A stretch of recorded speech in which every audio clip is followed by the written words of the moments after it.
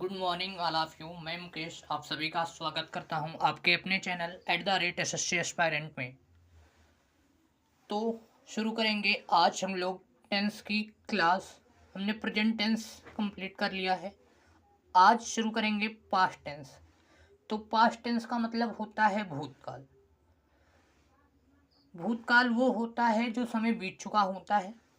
अब सिंपल जानेंगे पहचान क्या है सिंपल पास्ट टेंस की पहचान। तो पहचान है हिंदी वाक्यों के अंत में था, थी, थे, आ, ई, ए आदि शब्द आते हैं। ठीक है। पास्ट इंडेफिनिट की पहचान क्या है? पास्ट टेंस में सिंपल पास्ट पहले देखेंगे, उसकी पहचान क्या है? हिंदी वाक्यों के अंत में था, थी, थे, आ, ई, ए आदि शब्द आते हैं। यूज कैसे किया जाएगा? To express simple actions of past. To express simple actions of past. अब देखेंगे सबसे पहले अफर्मेटिव सेंटेंस के लिए स्ट्रक्चर इसका क्या होगा। तो सबसे पहले लिखा जाएगा सब्जेक्ट प्लस वर्ब की second form plus object. Note में क्या है कि ये एकमात्र ऐसा टेंस है जिसमें वर्ब की सेकेंड फॉर्म का यूज होता है।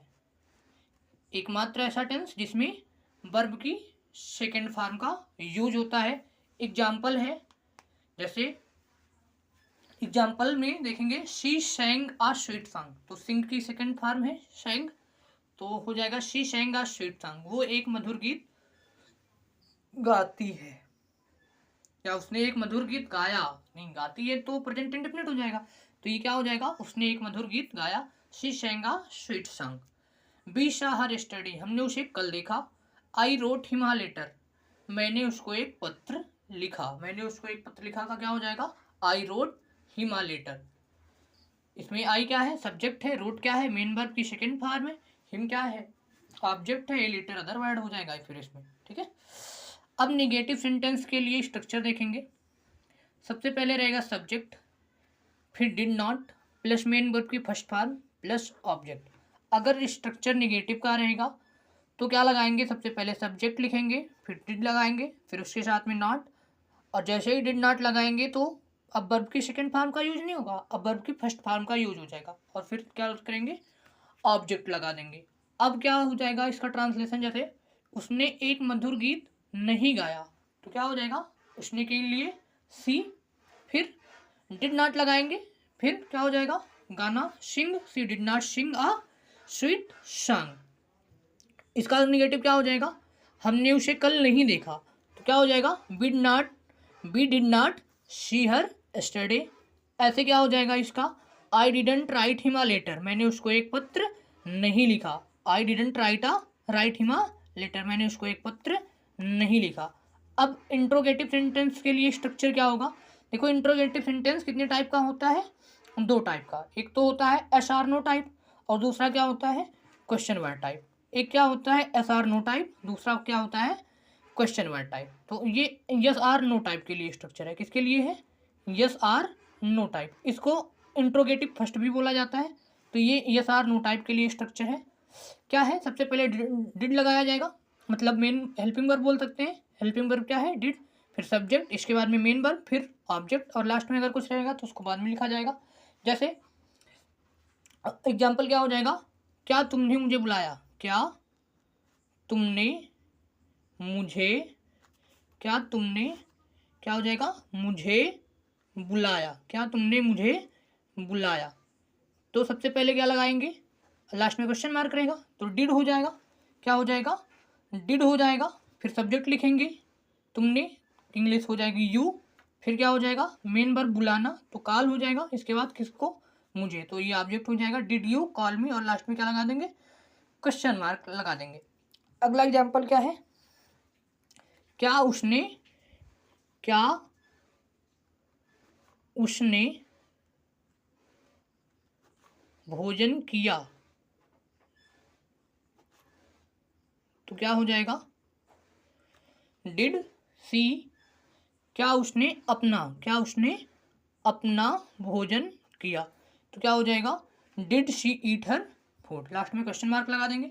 अच्छा, इंट्रोगेटिव में भी निगेटिव अगर रहेगा, क्या रहेगा? इंट्रोगेटिव में भी निगेटिव, तो क्या करेंगे? सब्जेक्ट के बाद में नॉट लगा देते हैं। डिड लिखेंगे, फिर सब्जेक्ट, उसके बाद में नॉट, फिर मेन वर्ब की फर्स्ट फॉर्म और बाद में ऑब्जेक्ट। इसके बाद में अदर वर्ड रहेगा तो लगाएंगे, नहीं तो फिर क्वेश्चन मार्क लगा देंगे। एग्जाम्पल क्या है, क्या वे फुटबॉल नहीं खेले, तो did they not play football, क्या उन्होंने फुटबॉल नहीं खेला, या क्या वे फुटबॉल नहीं खेले, तो क्या हो जाएगा did they not play football. Did he not go to school, क्या वह स्कूल नहीं गया, did he not go to school. अब अगर मान लीजिए यहीं समझ लेंगे, अगर मान लो क्या रहेगा, इंट्रोगेटिव फर्स्ट का था ये, अब अगर मान लो रहेगा इंट्रोगेटिव सेकेंड, क्या रहेगा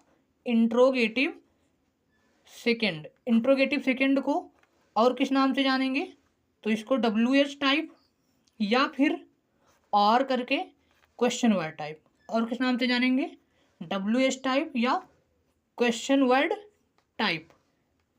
इसमें कैसे बनाते हैं, इसके लिए स्ट्रक्चर क्या है, सबसे पहले लिखेंगे स्ट्रक्चर में question word plus helping verb मतलब डिड हो जाएगा, प्लस सब्जेक्ट हो जाएगा, प्लस मेन वर्ब की फर्स्ट फॉर्म हो जाएगी, प्लस ऑब्जेक्ट हो जाएगा, और लास्ट में कुछ रहेगा तो लिखेंगे, नहीं तो क्या लगा देंगे क्वेश्चन मार्क लगा देंगे। ठीक, तो इसका एग्जाम्पल क्या हो जाएगा, कोई एग्जाम्पल क्या लिख दें, एग्जाम्पल में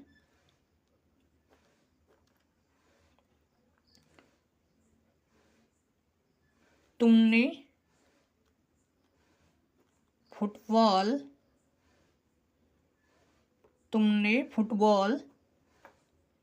क्यों नहीं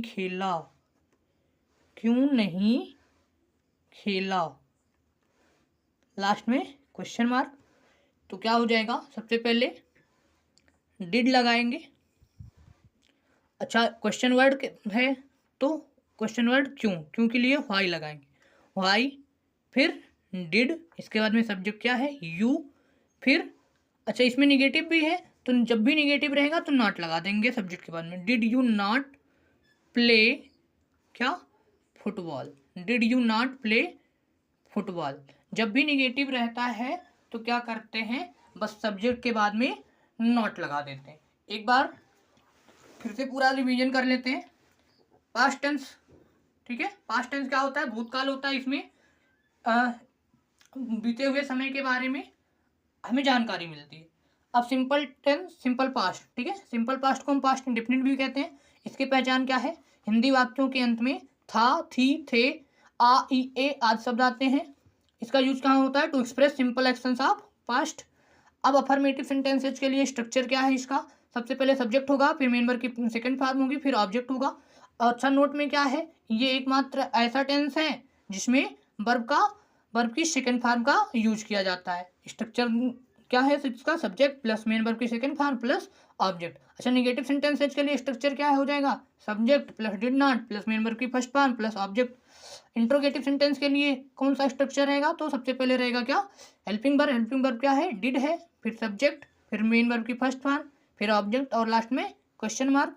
इंट्रोगेटिव में भी अगर निगेटिव रहेगा तो क्या करेंगे, सबसे पहले लिखेंगे डिड, फिर सब्जेक्ट, फिर नॉट, फिर मेन वर्ब की फर्स्ट फॉर्म और इसके बाद में ऑब्जेक्ट।